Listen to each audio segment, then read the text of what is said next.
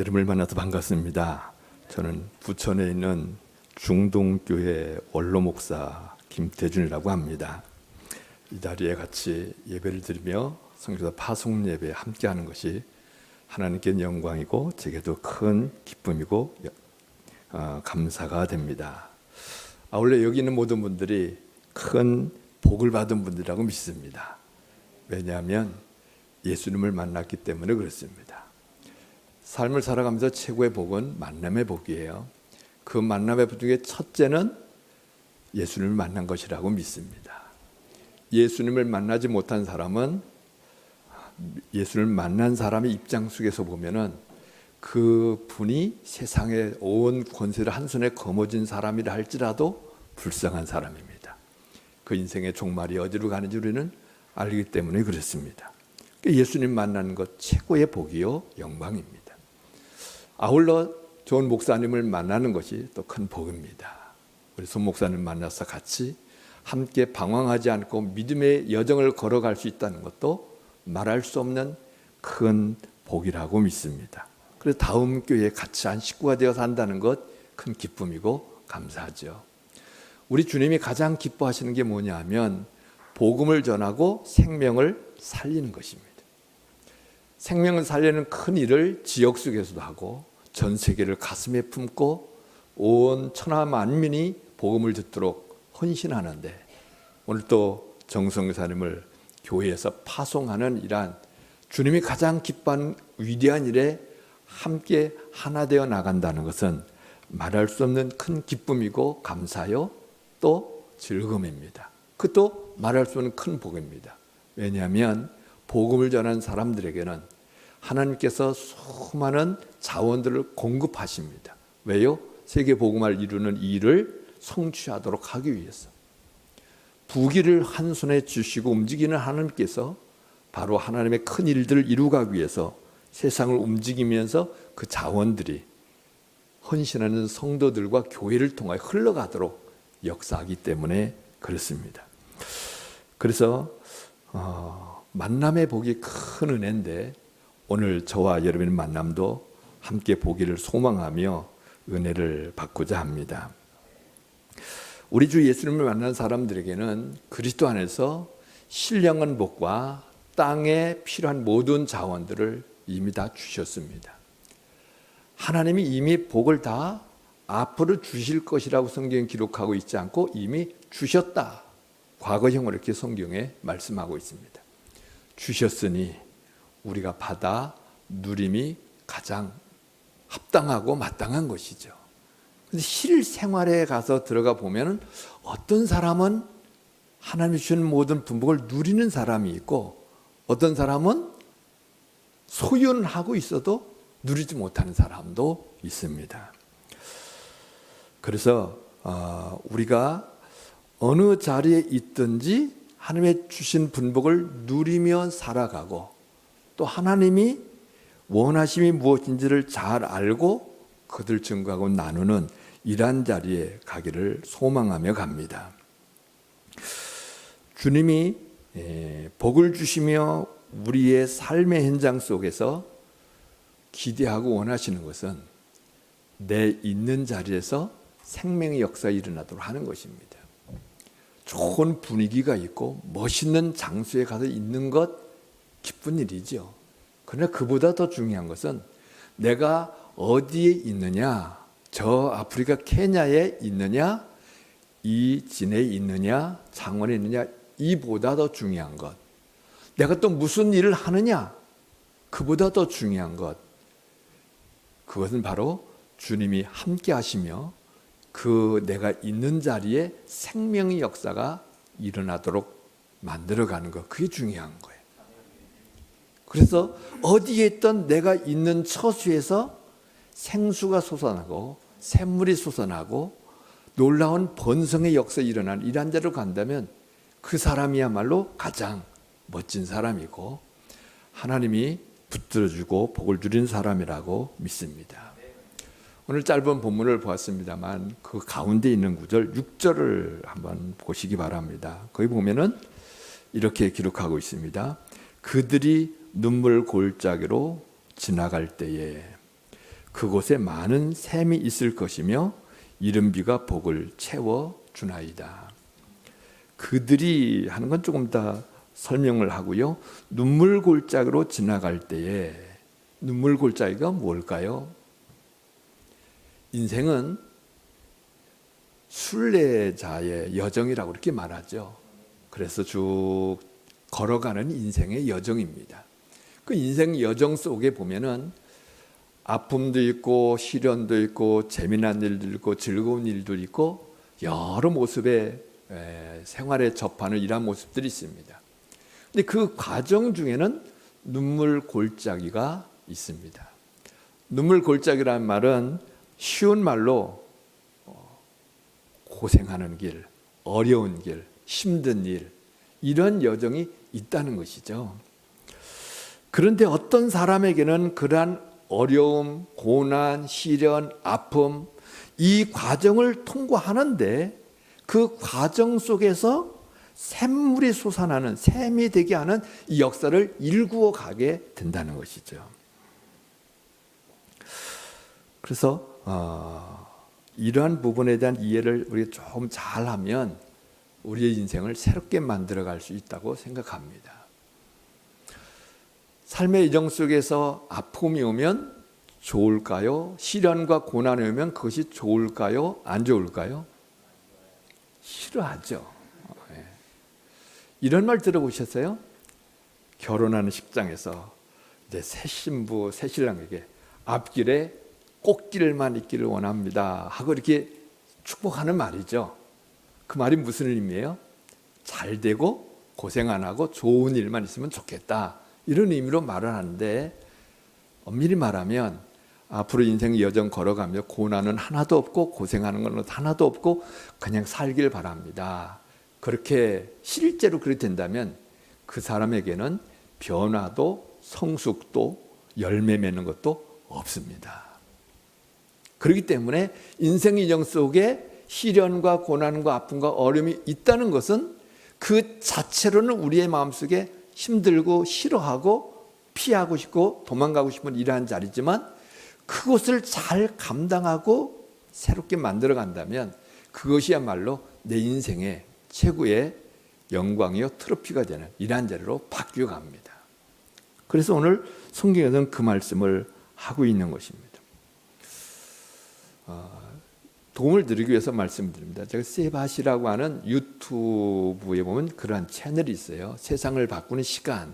그래서 대략 한 15분 정도 이렇게 강의를 하는데, 오늘 그 유튜브를 보다가 존스 홉킨스 케네디 크라지 소아정신과 교신 진아영 씨가 자기 이야기하는 걸 들었습니다. 이분은 대구 출신인데 고등학교 때 열심히 공부하고 의대를 가려고 꿈을 꿨는데 의대 시험을 하는데 떨어졌어요. 떨어지고 나서 시간 좀 여유가 있어서 내가 좀 영어를 공부해야 되겠다 하는 꿈을 가지고 미국을 건너가서 미국서 언어를 공부하고 한국에서 뭐 의대 가는 이것보다 여기서도 공부해도 되겠다 하고 미국서 공부를 하고 의대를 졸업하고 의사가 되고 나중에는 교수가 되었습니다. 그래서 아주 잘 나가는 일한 자리에 가게 되는데, 근데 어느 날 몸이 잘 말을 안 듣는 거예요. 그래서 자기가 의사니까 의사의 인맥을 통해서 이게 뭐냐 다 물어처면 다 모르겠다는 거예요. 모르겠는데 점점 몸에 힘이 없고 움직일 수가 없는 거예요. 나중에는 침대에 누워서 꼼짝없이 있어야 되는 이러한 자리에 처하게 되었습니다. 나중에 알게 된 일이 그러한 부분이지만 그 병명은 자율신경계 장애이란 질병이었습니다. 2년 동안 꼬박 그 엄청난 고생을 했어요. 그래서 치료를 받으며 재활을 열심히 해서 이제는 강의할 수 있는 자리까지 다시 회복되어 온 거예요. 그래서 그러한 고난의 여정을 쭉 겪고서 이제는 회복이 되어 어느 정도 됐을 때 어느 분이 질문했습니다. 교수님, 다시 아프기 전에 옛날로 돌아가고 싶으신가요?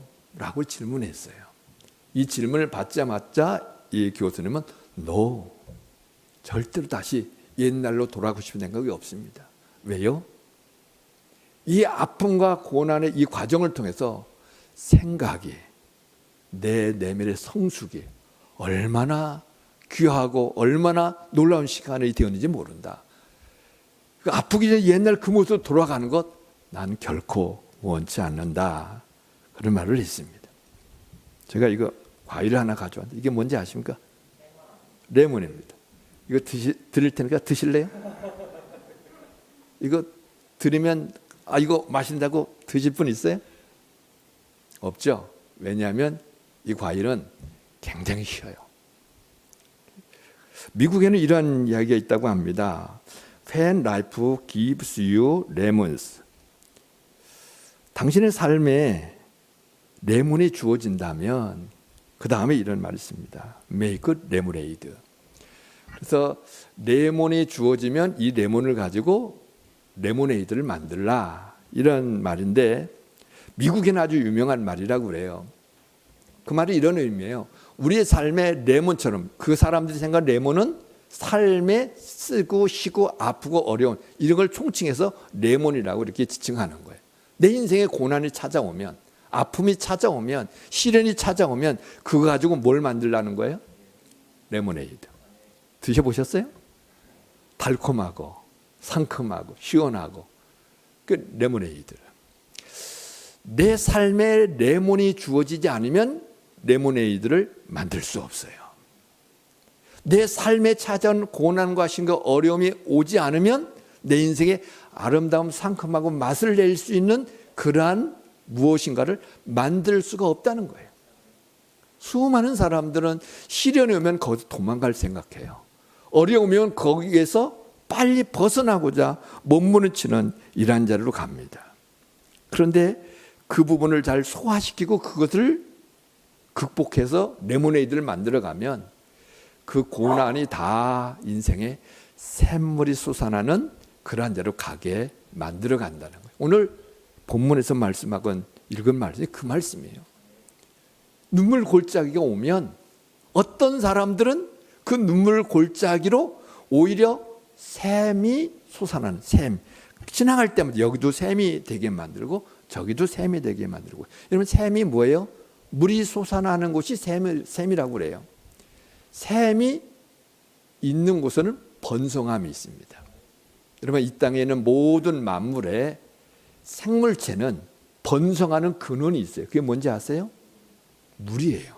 창세기 1장 20절에 하나님 만물을 창조하실 때 물을 향하여 명령한 게 있어요. 물을 향하여 생명체에게 생물을 번성케 하라 이렇게 명령하셨어요. 그러니까 모든 만물은, 생명체에는 모든 그 생명체는 물이 없으면 죽습니다. 물이 없으면 망하는 거예요. 근데 물이, 깨끗한 물이 공급되면 번성하게 됩니다. 물에 대해 연구했던 어느 박사님하고 교제하면서 그런 얘기했어요. 모든 질병은 깨끗한 물만 마시면 80%가 사라진다고 그랬어요. 깨끗하고 건강한 물 그것만 장복하면 질병의 80%가 다 사라진다. 그만큼 물은 너무 중요한 거예요. 그런데 어떤 사람은 삶의 고난과 시련을 통해서 거기에서 샘물이 솟아나는 이러한 자로 만들어 간다는 것이죠. 그래서 우리는 이런 질문을 하게 됩니다. 내 인생의 여정 속에서 힘들고 어려울 때 그곳이 샘물이 솟아나는 멋진 곳으로 변화시키고 하는 인생을 살아가고 있는가? 제가 지난 5월 말 미국의 선교 지도자 포럼이 있어서 시애틀을 갔던 적이 있습니다. 그래서 포럼에 한 주간 참석하고 조금 여유를 가지고 여행을 조금 하기로 하고, 여행하는 이제 옐로스톤을 한번 가보자 해서 가는 도중에 베이신이라고 하는 이라는 곳에 들려서 조금 머물다 갔는데 그곳에서 한 목사님을 만났습니다. 김옥기 목사님이라고 하는 분인데 우리가 가서 만났는데 그 전주에 은퇴를 하셨어요. 근데 그분은 일찍이 유학을 가서 전공을 해서 박사학위를 받고 한국의 유수한 대학에서 교수로 초청을 했는데 하나님의 은혜로 교수직으로 이렇게 가시지 않고 목회자가 되셨어요. 목회를 하면서 쭉 오시다가 이제 이 베이시라는 이란 곳은 한국인이 거의 없는 이란 곳입니다. 그래서 그 지역 속에서 그 지역에서 살고 있는 미국인 대상으로 목회를 하셨어요. 한 4년 정도 하셨다고 그럽니다. 그런데 은퇴를 했는데 은퇴를 지난주에 하고, 그리고 그 주간에 우리가 가서 만났는데 그 주간 토요일 날 지역 주민들이 이분을 이제 감사하다고 파티를 열었어요. 저희가 그 파티에 참석을 했어요.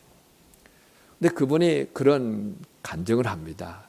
이 지역에 처음 왔을 때 동네가 어둠침침하고 얼굴과 얼굴 만나도 그냥 인사도 안 하고 그러고 하는 동네였는데, 이제 그 목사님이 그 동네에 들어와서 사람을 만나면 쫓아가서 안녕하세요, 물론 한국말로 안 하고 영어로 했겠죠, 인사를 합니다. 지나가면 손은 들어주고 밝게 웃어주고, 그러면서 그 지역을 들으면 계속 기도하고, 그리고 기회가 되면 복음을 전하고, 그렇게 4년 동안 했는데 어두웠던 그 동네가 불이 밝혀지고 얼굴이 밝아지고, 예수를 안 믿는 사람들까지도 목사님이 이제 은퇴하고 떠나신다고 하니까 아쉬워하면서 파티장에 와서 악수하면서 격려하고 수고했다고 말해주고, 그게 바로 그 동네를 살리는 역할을 했다, 이런 생각을 합니다. 그게 바로 샘물이 솟아나게 만드는 내 인생의 여정 속의 한 장소다, 그렇게 이해할 수가 있게 되어지죠. 그래서 우리가 머물다 간 곳이 샘물이 솟아나는, 이제 사막 같은 곳에 샘물이 생기면 오아시스라고 그래요. 오아시스가 만들어진 이러한 인생을 살아가는 것이야말로 최고의 인생이다. 그러한 삶이 선교지에 있던, 지금 이 창원 지역에 있든 아니면 서울에 있든 어디 있는 게 중요한 게 아니라, 분위기 좋은데 내가 참여하고 있다고 해서 그게 멋있고 잘 사는 것이다, 그게 아닙니다. 내가 있음으로 말미암아 샘물이 솟아나는, 번성케 되는, 생명이 있고 그리고 번성케 되는 이 역사가 일어난다면 이 인생이야말로 가장 멋진 인생이라죠. 제가 포커싱 리더스라고 하는 세미나를 많이 듣고 또 하기도 하고 참여도 하고 돕고 그런 일도 하는데, 그 내용 안에는 인생 여정표를 만듭니다. 내가 태어나면서 지금까지 어떤 여정을 가지고 쭉 살아왔는가. 그런 걸 하나씩 다 이제 적어봅니다. 적어보면서 쭉 살펴보면서 보면은 고난의 때도 있고 재미있었던 때도 있고 그런 여정이 막 섞여 있어요. 그래서 자신의 여성을 잘 살펴보면서 언제 내가 변화되고 성숙되었고 힘을 더 바르게 세워갈 수 있는 이란자로 가겠는가 보면은, 좋을 때보다는 고난의 때, 어려울 때가 훨씬 더 많은 변화, 성장, 무장, 성숙, 이런 것이 이루어졌다는 거예요. 우리의 삶에 찾아오는 고난은, 우리 존경하는 그 은사 되시는 옥하는 목사님이 고난은 변장된 축복이다, 이런 말씀을 하셨고 관련된 책도 쓰셨어요. 내게 찾아오는 시련과 어려움들은 위장된 하나님이 주시고자 하는 복이다. 내게 주는 레몬은 너 이걸 가지고 레모네이드를 만들어 보라고 자료를 우리에게 준 거예요. 그런데 그것을 버리고 나 힘들어요, 나 싫어요, 도망가면 그 소중한 기회를 놓치고 가는 것이죠. 근데 사실을 어려울 때 어려움을 극복하고 좋은 자리로 만들어가고 싶지 않은 사람이 누가 있어요? 해보려고 노력해도 안 되니까 그게 어렵죠. 오늘 본문에서 말씀하는 내용이 그거예요. 이제 6절의 말씀이 이제 그들이라는 말씀을 앞에 이제 말씀하는데, 그들이 누구냐 하는 것이죠. 그들이 예수 믿는 사람은 다 그렇게 되는가 이렇게 말할 때 그렇지는 않다는 것이죠. 어떤 사람이 이렇게 눈물 골짜기를 샘이 되는 이런 역사를 일구어가는 여정을 살아가는가, 5절과 7절의 그 비밀을 가르쳐주고 있습니다. 5절에 보면은 이렇게 말씀하십니다. 주께 힘을 얻고 그 마음에 시온의 대로가 있는 자는 복이 있나이다. 복이 있는 사람이 바로 눈물 골짜기를 샘이 솟아나는 자로 만들어가는 주역이라는 거예요. 근데 복이 있는 사람은 누구냐? 첫째로는 주께 힘을 얻는 자. 여기 주라는 말은 주인이라는 말입니다. 여러분의 주인은 누군가요? 여러분의 주인은 누군지 한번 생각해 보세요. 돈이 주라 말하는 사람도 있고, 내가 주라 하는 사람도 있고, 자식이 주다 하는 사람도 여러 모습이 있을 수 있는데, 성경에서는 예수님을 내 인생의 주인으로 받아들이고, 그 예수님이 나를 위하여 십자가에 못 박혀 죽으셨다가 다시 사신 부활을 믿는 자는 로마서 10장 9절 구원을 받았고, 예수를 주인으로 구원자로 받아들이는 사람은 구원을 받았고, 여기 말씀하고 있는 주께 힘을 얻고, 구약 시대이기 때문에 여기는 만군의 주 여호와를 지칭하는 말이에요. 신약 시대로 표현한다면 예수님을 주로 믿는 사람. 여러분, 예수를 믿으면 신분이 바뀌고, 예수를 믿으면 하나님의 자녀가 되고, 예수를 믿으면 하나님께 내 배경이 되시고, 하나님의 아버지가 돼서 돌봄이 있고, 어마어마한 놀라운 것들이 믿는 순간에 확 일어납니다. 제가 복음을 전하면서 가다 보면, 복음을 전하다 나중엔 예수님을 영접할 뜻이 있습니까? 하고 질문하면 예수님 영접 믿겠다고 해요. 그럼 예수님 영접 기도를 합니다. 예수를 영접하고 나면 얼굴색이 달라져요. 확 바뀝니다. 예수를 마음의 주인으로 고백하고 받아들이는 게 너무나도 그 마음 내면 그 자리에서 변화 일어나 이런 것을 경험하게 되죠. 예수를 믿어 힘을 얻고 은혜를 받는 사람. 그리고 그 다음에 두 번째 또 그랬어요. 그 마음에 시온의 대로가 있는 사람. 시온의 대로라고 하는데, 여기 시온이라는 단어는 원문에는 없어요. 없는 단어인데, 앞에 1절부터 그 문맥을 쭉 보면 성전을 향하여 성전에 대한 이야기를 하고 있기 때문에 성전이 있는 예루살렘 성을 시온성이라고 그래요. 그러니까 시온을 향하여 말할 때는 성전을 향하여 가는 길이라는 이런 의미인데, 대로라는 단어가 큰 길이라는 것이죠. 오늘날로 말하면 고속도로. 근데 여기 있는 이 대로라는 단어는 그냥 뻥 뚫린 길을 가는 이런 의미의 대로가 아니라, 내가 개척을 해서 길을 넓혀 큰 길을 만들어 놓은 그 길을 말해요. 시온의 대로라고 말할 때는 하나님의 계시는 성전을 향하여 가는 길이에요. 성전은 지금 예수를 믿는 사람의 마음이 성전이고, 교회가 성전이고, 구약시대는 예루살렘의 성전이 있었고 그 성전을 가리키는 말이죠. 그 의미에 더 확대되면 나중에 완성된 교회, 새하늘과 새 땅에서 하나님을 경배하는 그 자리까지 연결되어 가는 이란 말이에요. 여러분, 교회에 오는 것이 처음 예수 믿는 사람이 교회에 오기까지 대로가 뻥 뚫려서 자유롭게 왔다 갔다 하나요? 아니에요. 교회 가려고 하면 전화 와서 만나자고 그러고, 교회 가려면 일 터지고 그래서 교회 가려고 하면 여기 가게 되고 저기 가고, 그래서 교회에 오는 게 그렇게 쉽지만은 않아요. 방해가 얼마나 많은지 몰라요. 사탄은 우리를 알고 하나님께로 나가는 걸 계속 막고 방해합니다. 그걸 다 물리치고 가려고 하면 노력이 필요하고 헌신이 필요하고 결단이 필요합니다. 그런데 처음에는 그게 힘들고 어려웠는데, 신앙의 연륜이 쌓이며 주님의 은혜를 받아 가다 보면은 주일날 교회 가는 것 당연히 가는 것이지, 어디 일 있고 문제 있다고 가자 하면 아이고 교회는 뭐 다음 주에도 가도 되니까 거기 가고 그런 자리로 가나요? 초신자 때 이 길이 아직 잘 열리지 않은 사람은 그렇지만은 이제 신앙이 성장해가면서 길이 뻥, 영적인 대로가 하나님께로 나가는 길이 뻥 뚫린 이런 데로 가는 거예요. 이런 시온의 대로가 있는 사람이 복이 있다는 것이죠. 시온의 대로는 인생의 방향이에요. 인생의 목적이에요. 내가 사는 목적이 어디다, 가는 인생의 방향이 어디다, 이게 분명해야 돼요. 수많은 사람들이 이 땅에 살면서 인생의 방향이 없어요. 목적이 없어요. 목표가 없어요. 이런 사람은 불행한 사람이에요. 돈이 아무리 많아도 목적이 없어요. 방향이 없어요. 돈을 벌려고 애를 쓰는데 돈을 버는 목적이 없어요. 방향이 없어요. 방황하게 돼요.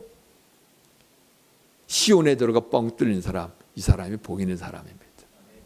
이런 사람이 살아가는 삶의 현장은 생명의 역사가 일어나는 거예요.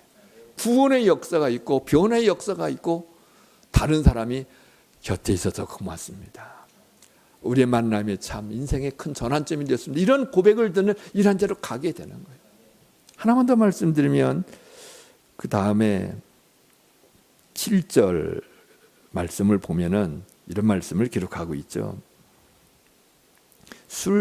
그들은 힘을 얻고 더 얻어 나아가. 힘을 얻고 또 계속 얻는 이런 사람이 복 있는 사람입니다. 이런 사람이 눈물 골짜기를 샘물이 솟아나는 곳을 변화시켜가는 주역이 되는 이러한 사람이죠. 힘을 얻고 더 얻어가는 게 무엇일까? 이런 질문하면 이런 생각 해보시죠. 은혜 받고 힘을 얻어 열심히 봉사하다가 어느 날 표현이 어떨지 모릅니다만은 은혜가 떨어졌네, 힘이 없네, 그렇게 되죠. 우리는 힘을 얻었어요, 예수 믿으면서. 그런데 그 힘이 평생 따라가는 게 아니라 기초는 되지만 힘을 또 얻고 또 얻고 또 얻고 하는 이런 것이 필요합니다. 다른 말로 바꿔 말하면 주께서 힘을 주시는 그 은혜가 계속 내 생애에 임해야 돼요. 성경에 보면 사사기에 유명한 삼손이라는 사람이 있습니다. 나실인이고 하나님이 부르셔서 사명자로 세운 사사죠.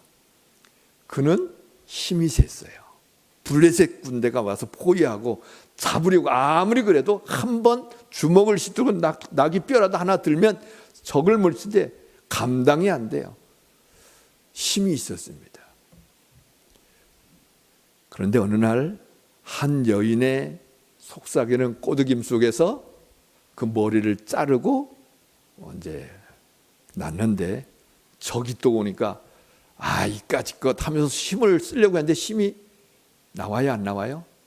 안 나왔어요. 그래서 잡혀서 눈 뽑히고 가서 죽도록 고생하다가 머리가 자르면 나중에 한 번 또 힘을 써서 적을 물리치는 일을 했지만 잘 가다가 추락하는 이런 자리로 갔죠. 이유가 뭐예요? 힘이 내게서 나온 줄 착각했어요. 힘은 하나님이 주시는 거예요. 주님이 주시는 힘을 계속 매일매일 공급받는 이런 자리로 가야 돼요.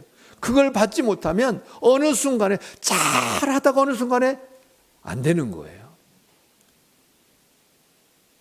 우리가 열심히 일하면서 잘 가다가 어느 순간엔 겉으로는 다 잘 되는 것 같은데 내적으로는 힘이 싹 사라지는 이런 것을 경험할 수도 있는 거예요. 그래서 힘을 얻고 또 계속 얻어가는 이러한 비밀이 그 안에 있어야 되죠. 여러분, 힘을 얻는 이러한 비밀이 뭐예요? 기본적으로는 성경은 간단하게 가르쳐 줍니다. 말씀이 우리의 힘이에요. 너희가 내 입에서 나는 말씀으로 살리라. 떡으로만 사는 게 아니고 말씀을 쓴다. 떡하고 말씀을 같이 연결시켜 설명하면서 떡이 왜 우리에게 필요합니까? 밥을 먹어야 힘을 쓰죠. 똑같은 우리 영적인 힘, 에너지, 그것은 하나님 말씀을 먹어야 된다는 것입니다. 말씀을 많이 배우는 게 중요한 게 아니에요. 한마디 말씀이라도 그 말씀이 소화돼서 나에게 내 인생의 여정 속에 힘이 되도록 만들어 소화시켜 내 것으로 만드는 게 중요한 거예요. 그런 의미에서 말씀은 묵상이 필요합니다. 배움도 필요하지만 그 말씀을 깊이 묵상해서 소화시켜서 어려울 때 그 말씀이 힘이 되고 능력이 되도록 만들어가는 작업이 필요합니다. 많은 구절이 아니어도 10구절만 암송하고 묵상하면 그 말씀이 내 삶에 힘이 되면 웬만한 어려움을 다 극복하고 이기며 갈 수 있어요. 그래서 말씀이 힘이 되게 만드는 것이고요. 또 하나는 성령의 힘으로 하는 거예요. 성령의 힘으로. 능력은 하나님께 속한 것이지 내게 속한 것이 아니에요. 보배를 우리에게 주셨는데 그 질글 속에 보배를 주신 이유를 능력은 하나님께 속하였다는 걸 우리 깨우쳐주기 위함이라고 사도 바울이 그렇게 가르쳐주고 있습니다. 힘으로도 능으로도 되지 아니하지만 오직 내 영으로 되느니라. 이게 스가랴 4장 6절에 말씀하고 있는 이러한 부분이죠. 성령의 능력으로 바로 샘물이 솟아나게 만드는 거예요. 공부해갖고 사람이 사람다워지고 변화되고 했다면 우리나라는 대학 졸업자가 너무 많잖아요. 다 멋있는 사람들이 다 돼야 되죠. 교회에서도 신앙생활 오래 하면 공부 많이 하잖아요. 변화되던가요? 제가 경험하고 또 배우고 아는 바에 의하면 사람은 안 변화된다는 거예요. 변화되는 유일한 길은 성령께서 하나님의 영이 개입하시고 역사하셔야 변화됩니다. 우리의 내면에 성령이 역사하실 때 내가 변화되고 내 주위의 사람이 변화되는 이런 자리로 가지요. 시편 105편 3절 4절을 보면 이렇게 말씀하고 있습니다. 그의 거룩한 이름을 자랑하라. 여호와를 구하는 자들은 마음이 즐거울지로다. 여호와와 그의 능력을 구할지어다. 그의 얼굴을 항상 구할지어다. 하나님의 얼굴을 구하고 하나님의 능력을, 여호와의 능력을 항상 구하라 그랬어요. 그렇게 구하는 사람은 내적으로 마음에 즐거움이 있다는 거예요. 내 심령의 즐거움이 사라졌다는 것은 여호와를 구하고 하나님의 얼굴을 구하고 그 능력을 구하는 것을 멈추고 있는 거예요. 누가복음 11장 13절에 보면은 구하는 자에게 성령을 주지 않겠느냐 그랬어요. 근데 그 문맥을 보면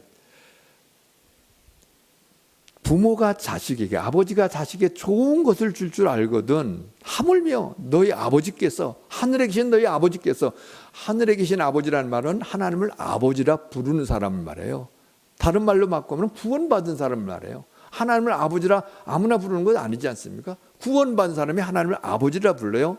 그런데 그 아버지께 구할 때 구하는 자에게 성령을 주지 않겠느냐. 이미 성령이 우리 안에 내주하시고 함께 하십니다.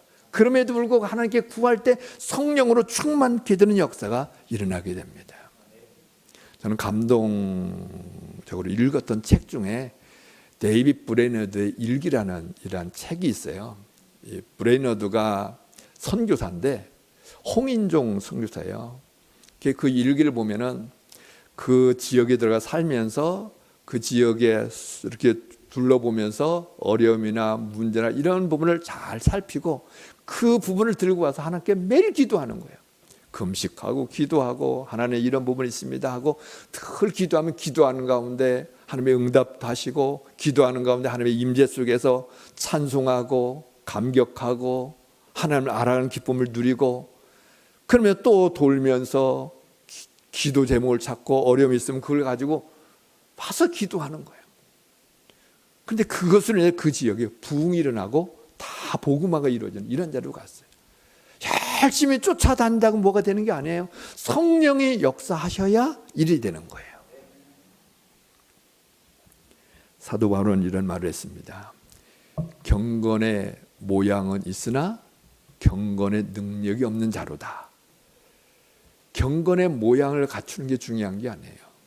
근데 신앙생활에 연륜이 쌓이면 직분을 받아가면 모양이 중요해요. 왜냐하면 사람들이 보니까. 사도 바울은 경건의 모양이 있는 거 없는 거 난 그거 상관없어요. 그 안에 경건의 능력이 있는지 내가 그걸 확인하리라.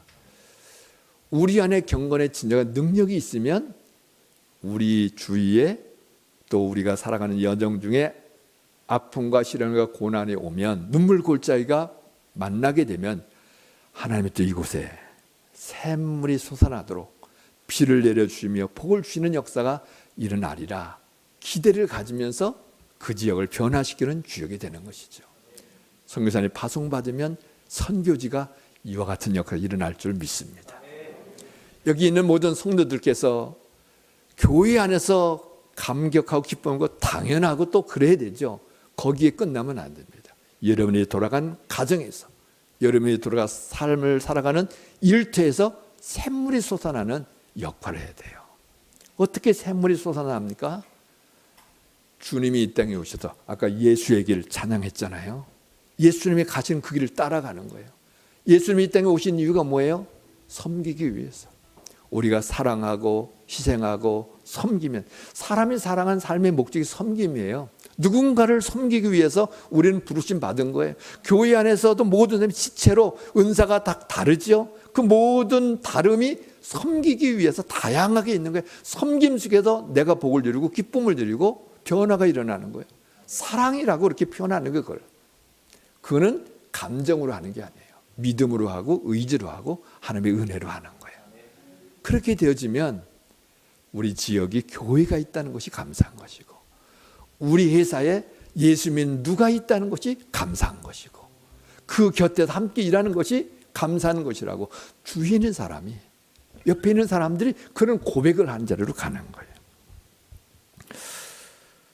인생의 여정 속에 궁극적으로는 어디에 갑니까? 7절 하반절에 그런 여정을 마무리하면 최종적으로는 하나님 앞에 서게 되는 거예요. 하나님에 선 그날에 수고했다. 너 고난의 여정 속에서 많은 샘물이 솟아나도록 변화시키는 이 모든 것에 상을 주실 뿐만 아니라 하늘의 영원한 영광으로 영원토록 살아가도록 우리를 이끌어 주실 것입니다. 우리는 최종적으로 하나님 앞에 서는 그날을 준비하며 그 인생의 여정을 빨리 도망가서 그 앞에 서고자 하는 것이 아니라 시련이 올 때마다 하나님, 이곳에 또 샘물이 필요하군요. 이곳에 또 하나님의 생명의 역사 일어나기를 원하고 계시는군요. 그런 마음으로 함께 다름질함에 가는 우리 모두가 되어질 수 있기를 바랍니다. 여호랑망하며 사모하는 사람들에게는 좋은 것으로 또 힘이 넘치도록 채워 가실 줄 우리가 믿습니다.